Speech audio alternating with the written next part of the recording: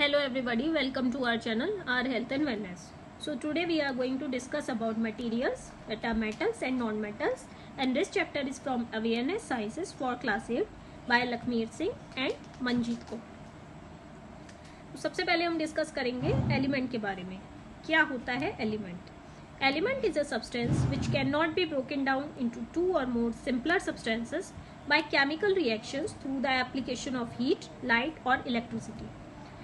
ऐसा सब्सटेंस जिसको फर्दर हम डिवाइड नहीं कर सकते by the application of heat, light और electricity is called an element. For example, iron एक एलिमेंट है जिसको आगे हम सिंपलर सब्सटेंस में डिवाइड नहीं कर सकते, उसको ब्रेक नहीं कर सकते by the application of heat, light और इलेक्ट्रिसिटी. एलिमेंट्स अपने आप में एक सिंपलेस्ट सब्सटेंसेस होते हैं, इसीलिए इनको फर्दर ब्रेक डाउन नहीं कर सकते.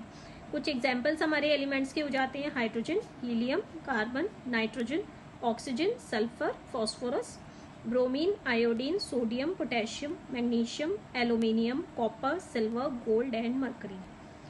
हर एलिमेंट एक सिंबल से रिप्रेजेंट किया जाता है और सारे ही एलिमेंट्स के सेपरेट सिंबल्स होते हैं. कोई भी दो एलिमेंट्स का एक सिंबल नहीं हो सकता और सिंबल एक शॉर्ट वे होता है ताकि हम एक एलिमेंट को डिनोट कर सकें, उसको राइट कर सकें, उसको रिप्रेजेंट कर सकें. फॉर एग्जाम्पल, हाइड्रोजन का सिंबल H होता है जबकि मैग्नीशियम का सिंबल Mg होता है. The symbol of an element also represents one atom of that element. जो सिंबल होता है एलिमेंट का वो उसका वन एटम रिप्रेजेंट करता है. The smallest particle of an element is called an atom. अब एलिमेंट का भी जो स्मॉलेस्ट पार्टिकल होता है उसको हम एटम कहते हैं. A sample of an element contains only one kind of atom. अगर किसी एलिमेंट का सैंपल है तो उसमें एक ही तरह के एटम्स प्रेजेंट होंगे. तो अगर डिफाइन करना चाहें एलिमेंट को तो an element is a substance which is made up of only one kind of atoms. और उतने ही तरह के एटम्स होते हैं जितने एलिमेंट्स होते हैं. फॉर एग्जाम्पल, जो सल्फर एलिमेंट है वो सिर्फ सल्फर एटम्स का ही बना होगा. जो आयरन एलिमेंट है वो सिर्फ आयरन एटम्स का ही बना होगा. There are only 92 naturally occurring elements known to us as present. Naturally occurring elements की बात करें तो ओनली 92 आर प्रेजेंट. अब इनको हम दो पार्ट्स में क्लासिफाई कर देते हैं, metals and non metals. On the basis of their properties सारे ही एलिमेंट्स को हम दो पार्ट्स में डिवाइड करते हैं, metals and non metals. For example, iron, copper और एल्यूमिनियम जो होते हैं वो आपके मेटल्स के एग्जाम्पल हो जाते हैं, जबकि carbon, oxygen and sulphur are the examples of non metals. सारे ही मेटल्स के सिमिलर प्रॉपर्टीज होते हैं और सारे ही नॉन मेटल्स के सिमिलर प्रॉपर्टीज होते हैं, बट कुछ एक्सेप्शंस भी प्रेजेंट होते हैं. But the properties of non metals के प्रॉपर्टीज मेटल से बिल्कुल ऑपोजिट होते हैं. अब हम जानेंगे कुछ कैरेक्टरिस्टिक्स ऑफ मेटल्स के बारे में. तो इंपॉर्टेंट कैरेक्टरिस्टिक्स ऑफ मेटल्स होते हैं, एक तो मेलेबल होते हैं और डक्टाइल होते हैं, and they are the good conductors of heat and electricity. Metals are lustrous and shining. चमक होती है इनमें, हार्ड होते हैं, बहुत स्ट्रांग होते हैं, उनको आसानी से काटा नहीं जा सकता. सारे ही मेटल सॉलिड होते हैं एक्सेप्ट मरकरी. सारे मेटल्स हमारे सॉलिड होते हैं, एक्सेप्शन है मरकरी जो एक लिक्विड फॉर्म में प्रेजेंट है मेटल. जैसे हम लगभग अपने जो थर्मोमीटर्स होते हैं उसमें देख सकते हैं, ब्लड प्रेशर मेजरिंग इंस्ट्रूमेंट्स होते हैं उसमें देख सकते हैं. मेटल्स के हाई मेल्टिंग पॉइंट्स होते हैं, बॉइलिंग पॉइंट्स भी हाई होते हैं, हाई डेंसिटीज होती हैं जिसकी वजह से वो बहुत भारी होते हैं. मेटल्स आपके सोनोरस भी होते हैं, जिसका मतलब ये होता है कि अगर हम उनको स्ट्राइक करते हैं किसी हार्ड सरफेस से, हार्ड ऑब्जेक्ट से, तो वो एक रिंगिंग साउंड सा निकालते हैं. एग्जाम्पल्स हो जाते हैं आपके मेटल्स के iron, copper, aluminium, zinc, silver, gold, platinum, chromium, sodium, potassium, magnesium, nickel, cobalt, tin, calcium, lead, cadmium, mercury, antimony, tungsten, manganese and uranium. हमारे जो 92 नेचुरली अकरिंग एलिमेंट्स होते हैं उसमें से 70 मेटल्स होते हैं. सारे ही मेटल सॉलिड होते हैं एक्सेप्ट मरकरी जो लिक्विड होता है. नेक्स्ट आ जाता है आपका कैरेक्टरिस्टिक्स ऑफ नॉन मेटल्स. अब नॉन मेटल्स के क्या कैरेक्टरिस्टिक्स होते हैं? नॉन मेटल्स ऐसे एलिमेंट्स हैं जो ना मेलिएबल हैं, मतलब उनकी शीट्स हम नहीं निकाल सकते, ना डक्टाइल हैं, ना उनके वायर बना सकते हैं। ये ब्रिटल होते हैं, मतलब अगर इन पर स्ट्राइक किया जाए तो ये पीसेस में बिखर जाते हैं। नॉन मेटल्स हीट और इलेक्ट्रिसिटी को कंडक्ट भी नहीं करते हैं, ना ही लस्ट्रस होते हैं, ना शाइनी होते हैं, चमक भी नहीं होती इनमें, डल इन अपीयरेंस होते हैं। Solid non metals are usually neither hard nor strong, उनको आसानी से काटा जा सकता है। नॉन मेटल्स आपके सॉलिड भी हो सकते हैं, लिक्विड्स भी हो सकते हैं और गैसेस भी हो सकते हैं रूम टेम्परेचर पर।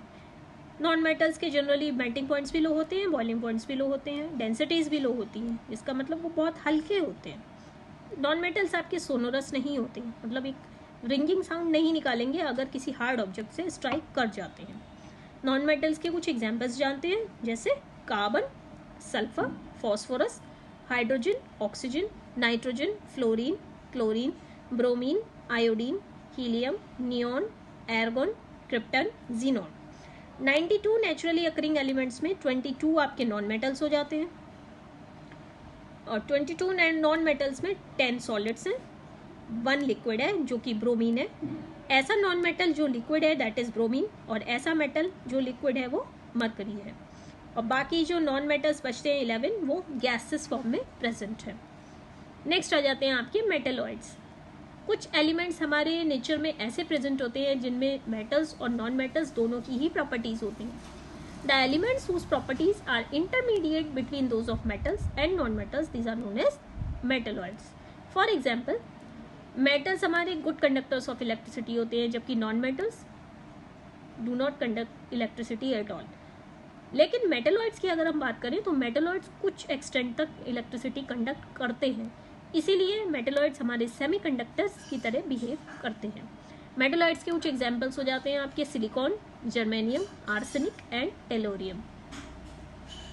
अब जानेंगे physical properties of metals and non metals. सबसे पहले फिजिकल प्रॉपर्टीज आ जाती है आपकी मैलिएबिलिटी। आपके मेटल्स होते हैं वो मैलिएबल होते हैं, मतलब मेटल्स को अगर हम हैमर से बीट करते हैं तो थिन शीट्स में कन्वर्ट हो जाते हैं। जैसे आपने एल्यूमिनियम की शीट्स देखी होंगी, आयरन की शीट्स देखी होंगी, एल्यूमिनियम फॉइल देखते हैं हम जिसमें खाना रैप करते हैं, तो ये मैलिएबिलिटी प्रॉपर्टी की वजह से ही होता है। और ये शीट्स में जब कन्वर्ट होते हैं तो ये ब्रेक नहीं होते, बट शीट्स में ही बदलते चले जाते हैं। The property which allows metals to be hammered into thin sheets is called malleability. फिर से बोलूंगी, the property which allows the metals to be hammered into thin sheets is called malleability. Malleability एक important characteristic property है metals की। Most of the metals, ज़्यादातर metals हमारे malleable होते हैं, और जो बेस्ट मैलिएबल मेटल्स होते हैं these are gold and silver, जिनको हम बहुत ही फाइन शीट्स और फॉइल्स में कन्वर्ट कर सकते हैं। एल्यूमिनियम एंड कॉपर और also highly malleable metals. Aluminium sheets भी होती हैं आपकी, कॉपर की शीट्स भी होती हैं, आयरन भी काफ़ी मैलिएबल होता है। And it is due to the property of malleability that metals can be bent to form objects of different shapes by beating with a hammer. Hammer से बीट करके मेटल्स के हम कितने भी शेप्स बना सकते हैं, और ये सिर्फ मैलिएबिलिटी प्रॉपर्टी की वजह से ही पॉसिबल है। नेक्स्ट आता है आपका non metals are not malleable. Non metals आपके मैलिएबल नहीं होते हैं, ब्रिटल होते हैं, और non metals can not be broken into beaten into thin sheets with a hammer. अगर आप इनको हैमर करेंगे नॉन मेटल्स को तो ये पीसेस में बिखर जाते हैं, टुकड़े टुकड़े हो जाते हैं। फॉर एग्जाम्पल, कार्बन आपका नॉन मेटल है। कार्बन 4 फॉर्म्स में मिलता है आपको नेचर में, that are charcoal, coke, graphite and diamond. Coal भी मेनली कार्बन ही होता है। जो आपकी पेंसिल की लीड होती है that is a form of carbon called graphite. If we take a piece of carbon, अगर हम कार्बन का एक पीस लेते हैं और उसे हैमर से बीट करते हैं तो वो टुकड़े टुकड़े हो जाता है। इस प्रॉपर्टी को हम ब्रिटलनेस कहते हैं। We can not hammer carbon to obtain thin sheets of carbon. Carbon की हम थिन शीट्स कभी भी ऑब्टेन नहीं कर सकते। Carbon is a non metal which is not malleable. Carbon brittle है। इसी तरह से सल्फर भी एक ऐसा नॉन मेटल है जो कि ब्रिटलनेस शो करता है। उसको अगर आप हैमर से ब्रेक करेंगे, बीट करेंगे, तो वो पीसेस में बिखर जाता है। The property due to which non metals break on hammering is called brittleness. और ये ब्रिटलनेस जो होता है ये आपकी कैरेक्टरिस्टिक प्रॉपर्टी होती है सॉलिड नॉन मेटल्स की। नेक्स्ट प्रॉपर्टी आ जाती है डक्टिलिटी। आपके जो मेटल्स होते हैं वो डक्टाइल होते हैं, मतलब मेटल्स को आप वायर्स में कन्वर्ट कर सकते हैं। ज़्यादातर मेटल्स आपके डक्टाइल होते हैं और जो बेस्ट डक्टाइल मेटल्स हैं वो गोल्ड एंड सिल्वर हैं। आपके बेस्ट मेलेबल मेटल्स भी गोल्ड एंड सिल्वर हैं और बेस्ट डक्टाइल मेटल्स भी गोल्ड एंड सिल्वर हैं। Copper and aluminium metals are also very ductile and can be drawn into thin copper wires और aluminium wires, जिनको हम इलेक्ट्रिक वायर्स की form में भी यूज़ कर सकते हैं। कॉपर वायर्स हम जनरली इलेक्ट्रिक वायर्स में देखते हैं। गोल्ड एंड सिल्वर को इसलिए यूज़ नहीं किया था, बहुत कॉस्टली होते हैं, तो इलेक्ट्रिसिटी की कॉस्ट बहुत ज़्यादा या इलेक्ट्रिकल इक्विपमेंट्स की कॉस्ट बहुत ज़्यादा हो जाएगी अगर हम गोल्ड एंड सिल्वर को यूज़ करेंगे। तो कॉपर थोड़ा चीप पड़ता है, इसलिए कॉपर को इलेक्ट्रिसिटी वायर्स में यूज़ किया जाता है। Iron, magnesium and tungsten metals भी काफ़ी डक्टाइल होते हैं और इनके भी वायर्स बदल सकते हैं, वायर्स में कन्वर्ट कर सकते हैं। आयरन वायर्स को हम वायर गॉजेस बनाने में यूज़ करते हैं, जैसे जाली होती हैं, खिड़कियों में जालियाँ होती हैं, तो वो आयरन वायर्स की ही बनी होती हैं। मैग्नीशियम वायर्स का यूज़ देखें तो साइंस एक्सपेरिमेंट्स में यूज़ करते हैं लेबोरेटरी में, और टंगस्टन वायर्स को हमने बिजली के बल्ब के फिलामेंट्स में देखा है। तो property which allows the metals to be drawn into wires is called ductility.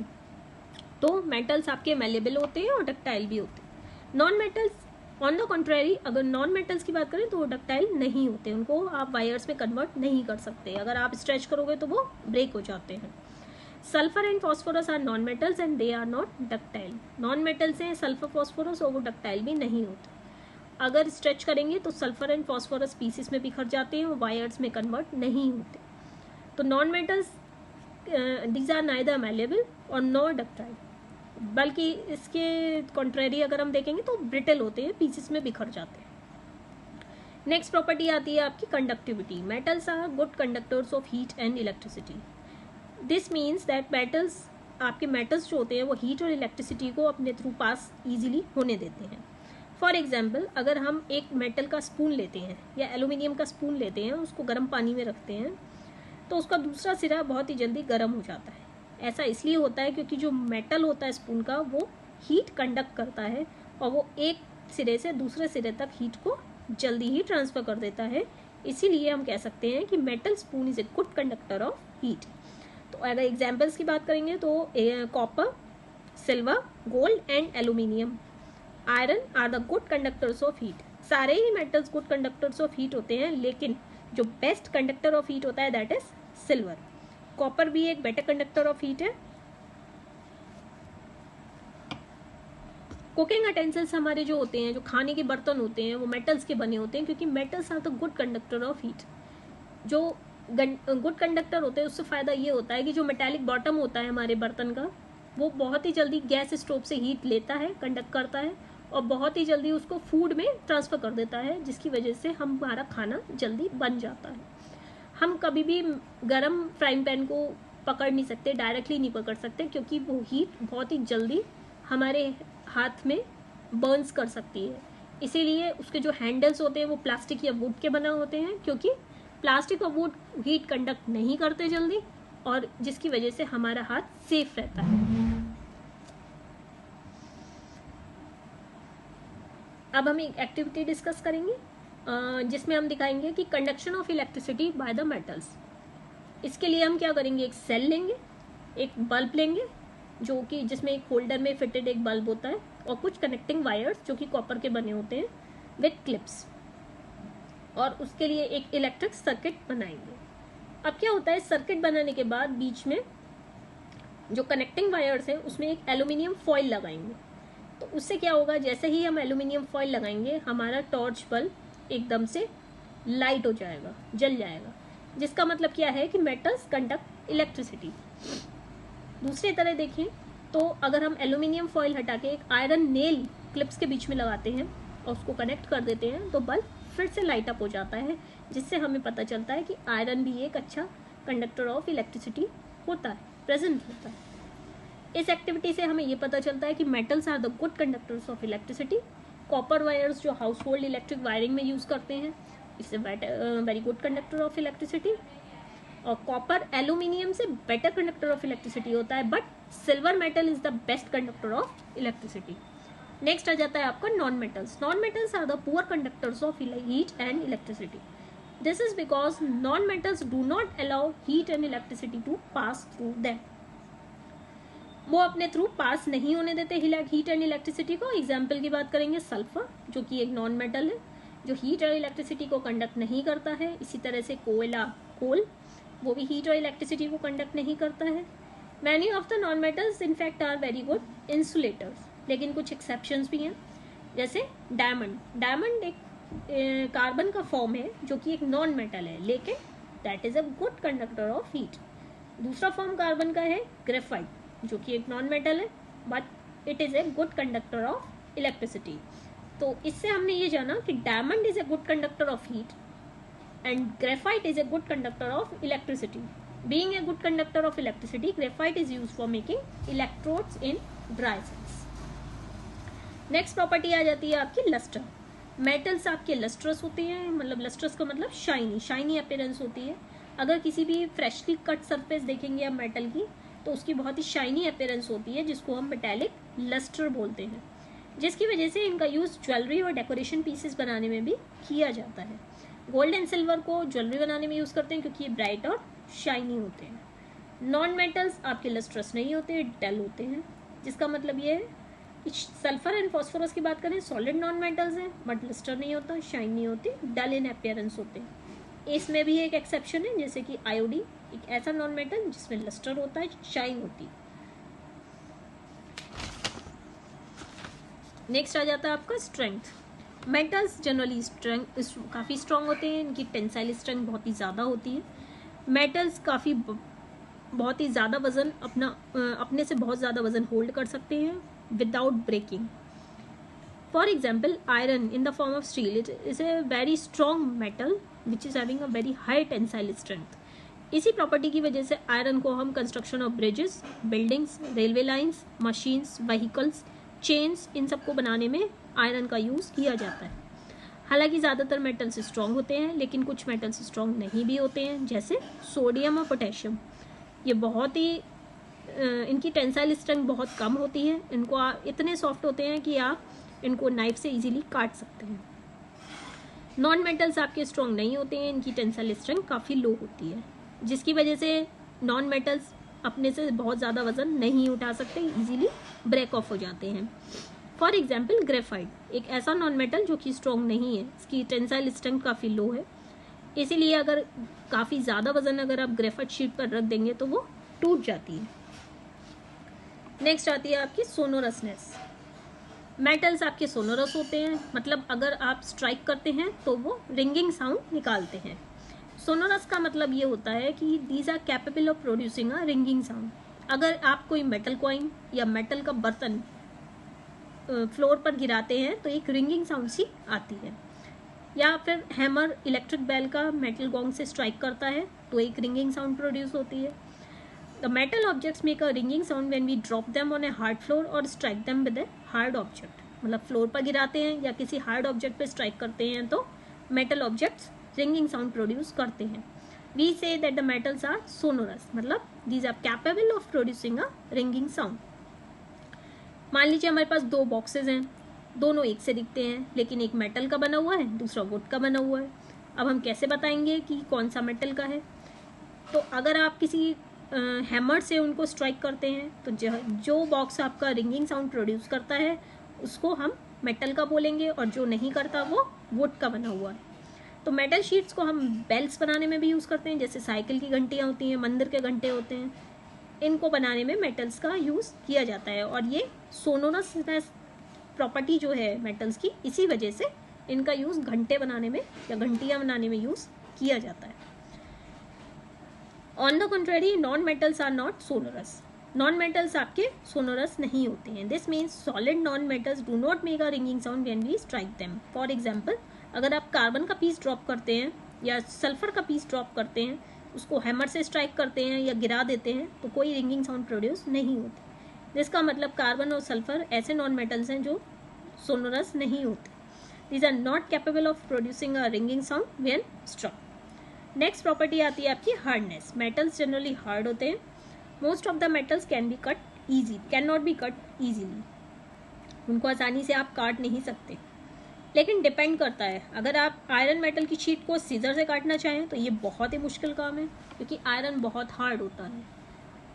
On the other hand, अगर आप एल्यूमिनियम मेटल की शीट को काटना चाहें सीजर से तो आप उसे कंपैरेटिवली काट सकते हैं ईजिली। लेकिन कुछ एक्सेप्शंस भी होते हैं, जैसे सोडियम एंड पोटेशियम। ये ऐसे मेटल्स हैं जो कि सॉफ्ट हैं और उनको आसानी से आप नाइफ से कट कर सकते हैं। अगर आप सोडियम मेटल के लंप को ड्राई नाइफ से कट करना चाहें तो उसको आसानी से आप काट सकते हैं, जस्ट लाइक वैक्स। तो इससे पता चलता है कि सोडियम मेटल सॉफ्ट होता है और मैग्नीशियम मेटल को भी आप आसानी से काट सकते हैं। जितने भी सॉलिड नॉन मेटल्स होते हैं कंपैरेटिवली सॉफ्ट होते हैं और सॉलिड नॉन मेटल्स को आप आसानी से काट सकते हैं, except diamond which is extremely hard non metal. Sulphur and phosphorus भी सॉफ्ट नॉन मेटल्स होते हैं जिसको आप इजीली पीसेस में कट कर सकते हैं नाइफ से। So that's all for the day. Thank you so much.